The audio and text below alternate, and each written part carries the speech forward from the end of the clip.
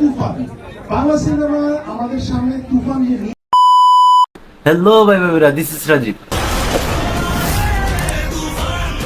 কি অবস্থা সবার? আশা করি তোমরা সবাই ভালো আছো। তো এখন আমি কথা বলবো আরফিন শুভকে নিয়ে। অ্যাকচুয়ালি সাকিব ভাইকে এইভাবে আমরা স্ক্রিনে দেখতে চাই যেটা রাফি করলো।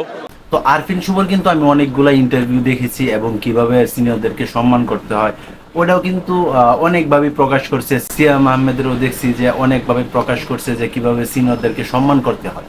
তো আমার চোখে একটা ভিডিও আসলো, আর সেটা হলো আরফিন শুভ সাকিব খানের সালাম করলো। তুফান বাংলা সিনেমা আমাদের সামনে।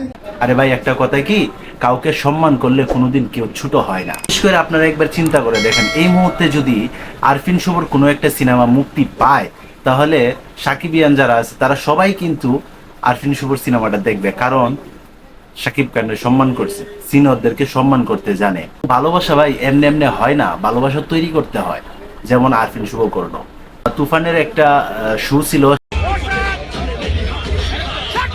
সেখানে শাকিব খান এবং অনেকেরই দেখছি ওইখানে সিনেমা একসাথে যা দেখার জন্য। তো ওইখানে আরফিন শুভ গেছিল, চঞ্চল ভাই, নাবিলা, বাবু ভাই, ফুল অন এন্টারটেইনমেন্ট। তো আরফিন শুভ যাওয়ার পরে যা ঘটনা হইলো সেটা হয়েছে শাকিব খান করলো এবং সেই মুহূর্তে শাকিব খান তারে উঠায়া বুকে জড়ায় নিছে। তুফান যে নিয়ে আসলো বাংলা সিনেমা। তো ভালোবাসা কিন্তু বাড়ে ভাই, এরকম করলে সবার ভালোবাসা বাড়ে, কমে না।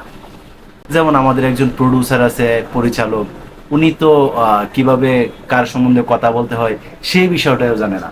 তো এই ছিল আমার এখনকার মতো ভিডিও। তো সবাই ভালো থাকবেন, সুস্থ থাকবেন, কাছের মানুষটা ভালো রাখবেন। ধন্যবাদ সবাইকে। সবাই তুফানের সাথে দেখবেন। আল্লাহ হাফেজ। আমি সবাইকে অনুরোধ করব তুফান দেখবেন।